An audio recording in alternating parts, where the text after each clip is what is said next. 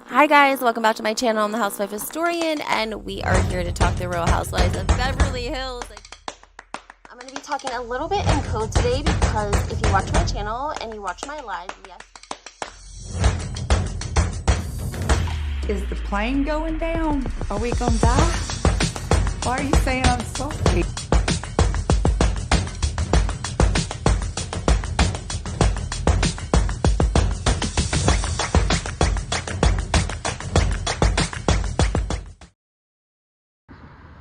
Hey guys, welcome back to my channel. I'm the Housewife Historian, and we are here talking the Real Housewives of Potomac. Of course, after this week's new episode, it was definitely a lot to talk about. I don't even know where to get started, but before we do, make sure you guys hit the like button, subscribe to my channel, turn your notifications on. It's the only way to stay up to date on the Bravo Levity world is to make sure your notifications are on.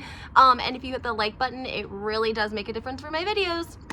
Let's go ahead and get started. So last night's episode, we saw Karen, and she did sort of a, do we want to call it a variety show, if you will? She did it at the Improv. Shout out to the Improv. Been there several different times in my local area. Always have a great time. The tickets are usually reasonable, funny, but still well-known comedians. Overall, usually a really great time. I've never seen anything like the show that we saw Karen put on, but obviously I'm sure that a lot of people were there, mostly just because of the fact that Karen had her name on it. People know that that's like a more smaller, intimate space, and so therefore if Karen Huger's there, they're likely going to get to see her, meet her, chat with her, ask questions. That sort of thing is what I think was probably the allure to the Improv. I doubt if guests knew if they were going to be filming ahead of time, because that surely would have made a difference, I'm sure of it. But if you guys don't remember, we got this clip of Mia in the Improv standing up and asking this question to Karen. Let me just kind of refresh everyone's memory. Mia goes and has lunch with Giselle and Robin, and they basically give her the lowdown, and they make her feel like Karen just vomited all of her business on the table, right? And in a way, Karen did, but she was, I guess, as discreet as possible, and she probably figured because Mia said it on camera, then it's already said. With, like, in these reality shows, the ladies often say, like, if it's said on camera, it's like fair game, okay? It doesn't matter if you told me privately on camera, it's still on camera and likely going to be included in the season. So they feel like it's okay for them to speak on it. And I see that in a lot of franchises, honestly. I do, but that's just my personal opinion. Anyways, Giselle and Robin definitely give Mia the implication that, you know, she's not a good friend because she kind of just told all of her business to them, right? And it was just kind of girl talk. It was like geeky pillow talk, but again, it wasn't, I don't think that Karen said it out of context. It seems like the way Giselle and Robin are presenting it to Mia makes it seem like Karen made it sound worse than it actually was, right? And so Mia should have probably known this game, because this is like a thing that women have been doing. I don't know, to me, like, I mean, I've experienced women doing this, right? I mean, they always tell it back to you a different way than it was actually told to them. It's a game of phone, right? So I think Mia should have been a little bit more mindful, but at the same time, like, it was cute how she did it because she really did catch Karen off guard, right?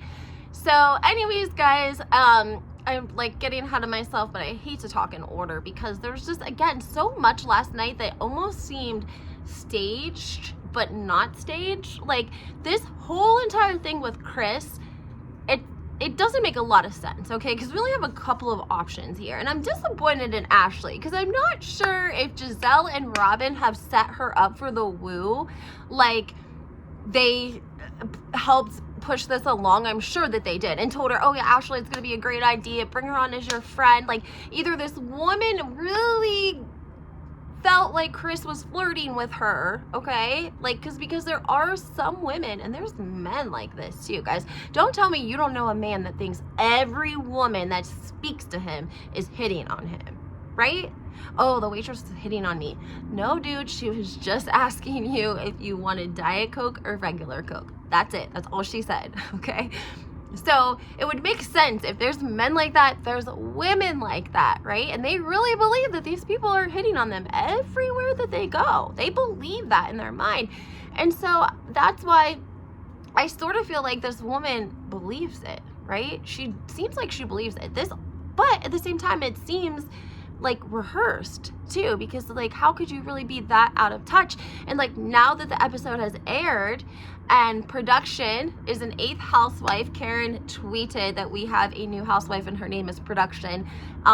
Everyone was cracking up at that tweet. I thought that was so cute. Chris Bassett having a ball on Twitter, of course, because Production really showing and zeroing in on the moment when Chris was standing at the bar on his phone and Deborah was ordering her drink. And this is when she alleged that Chris like looked her up and down and was talking to her and said, I don't know, like put his head on the bar like this, she said. That's what she said he did. Anyways, Production said he didn't, okay? Production was like, I don't know if that's exactly how that happened. So in my mind, I'm like, Ashley, did you find this woman, all these other PYTs you've known for like 12 years, okay? And they don't seem to like be saying like that they've known Deborah their whole life. Like no one really seems to be co-signing for Deborah, okay? The person that should be co-signing for her is obviously Ashley, because she's the one that's like introducing her into Potomac.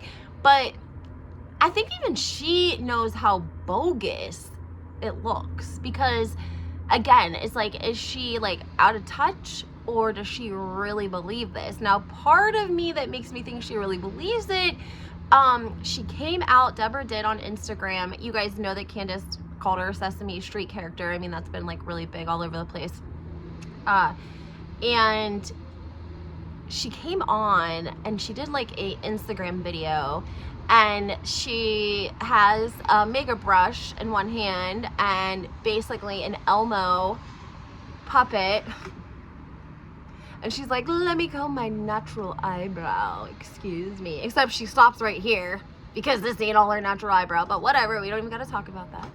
And then she puts that down, and who pops up next but Cookie Monster? She also has a puppet of Cookie Monster, and she literally posts this to Instagram, okay? And people were like murdering her, okay? Like, I shouldn't even have said that, I'm sorry. They were like not thinking it was good. It didn't land well. It wasn't cute. Like, people are like putting their glasses on. Like, what is going on? Is the lights on and nobody's home, Deborah?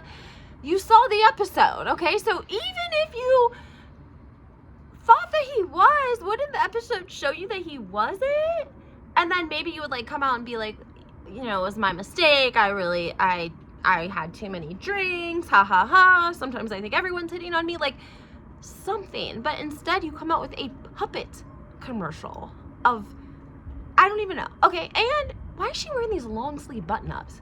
I don't understand. Like the first scene we saw her in like a normal like sports bra showing a little bit of stomach, tight leggings, and then every scene after that she's been like buttoned up to here.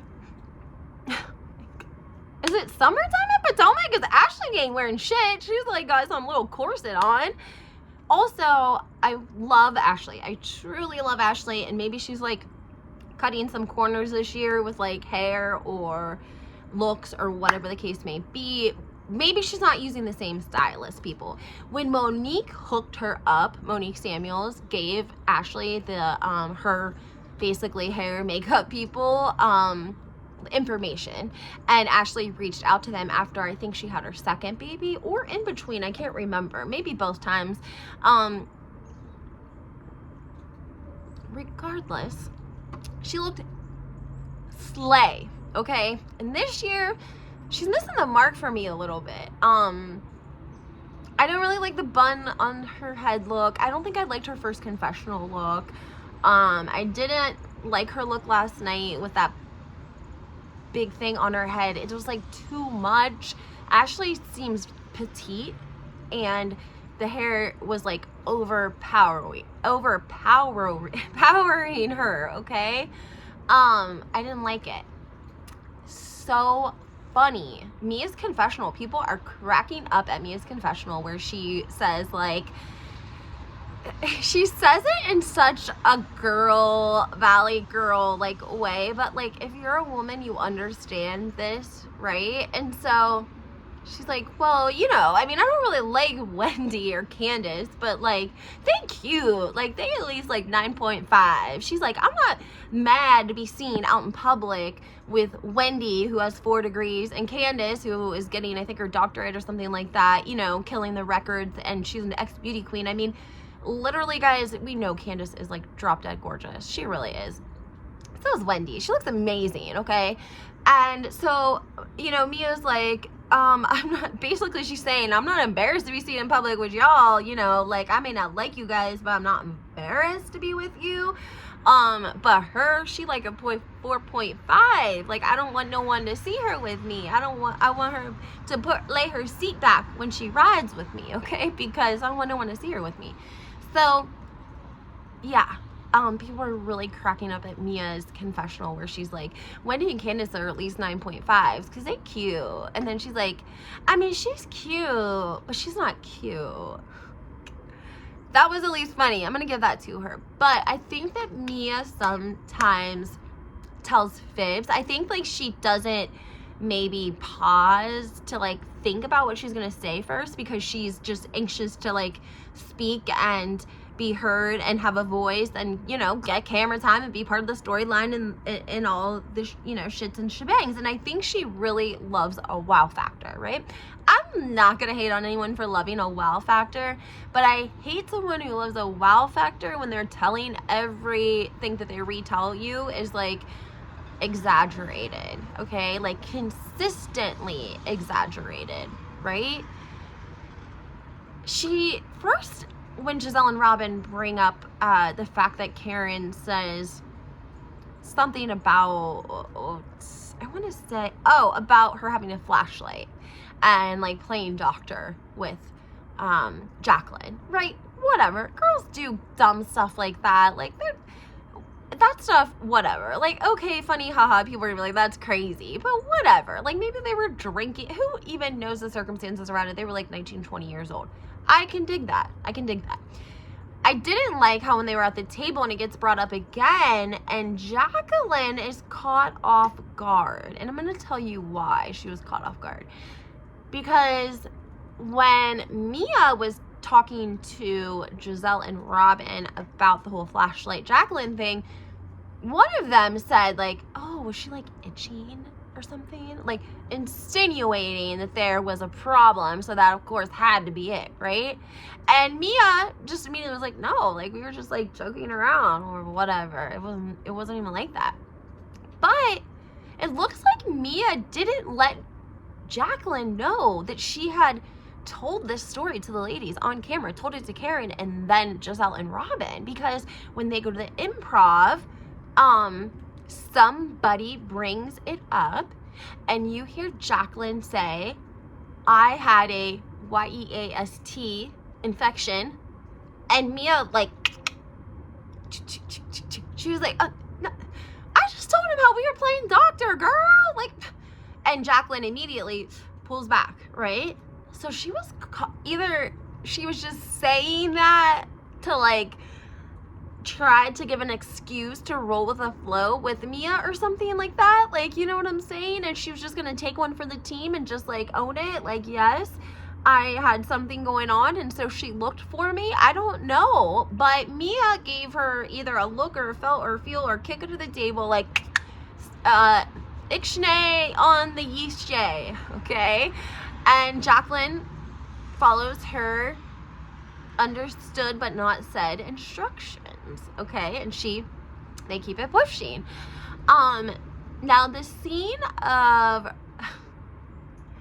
G, Jacqueline, and Mia, a little bit cringe, just a little cringe, right?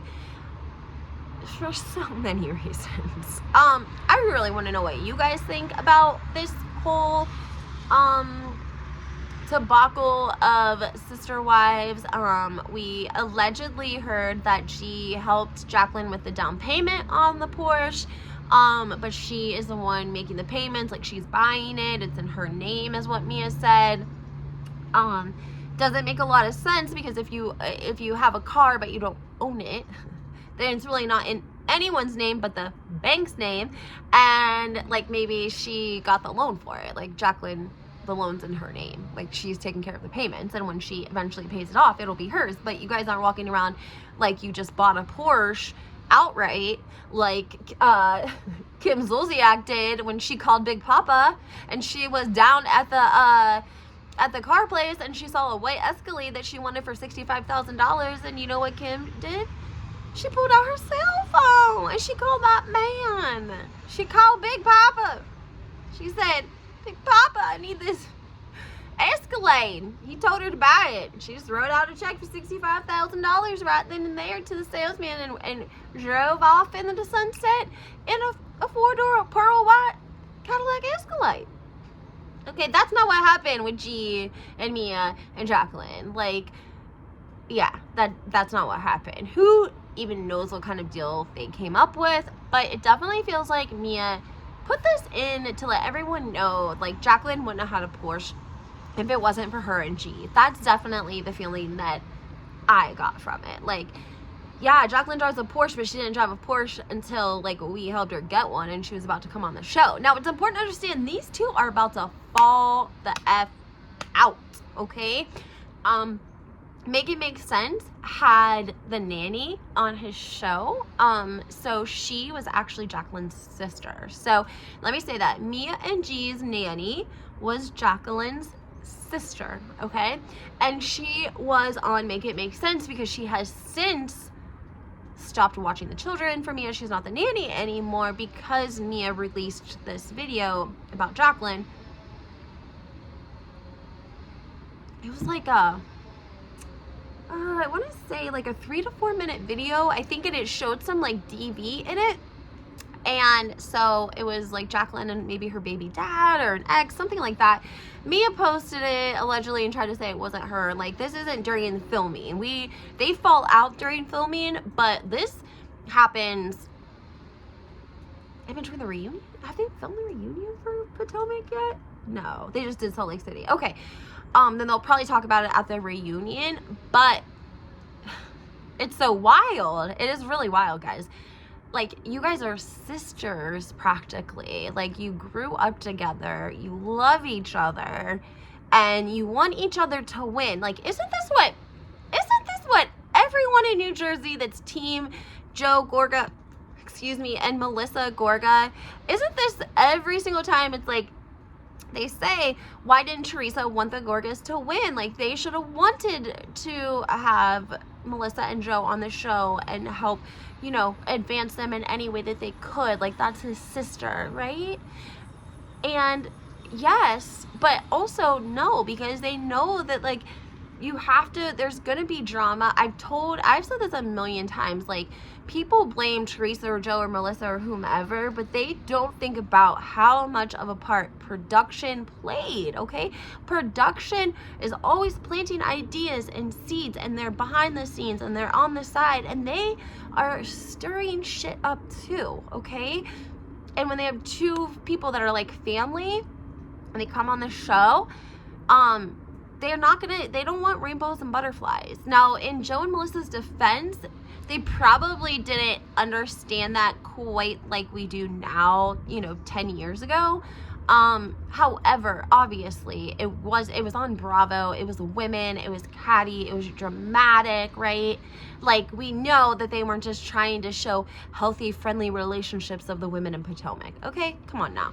And Jacqueline and Mia know that, and they went on the show anyways, and now, within the first season, they have fallen out so badly that they're not speaking. Mia released a old video of her sisterly friend that showed a DV with her baby dad, something obviously she didn't want out in the press, obviously something that she didn't want to be leaked. The nanny quit. The nanny doesn't even want to work for me anymore because she's Jacqueline's sister, and so she was on Make It Make Sense. She also has her own YouTube channel.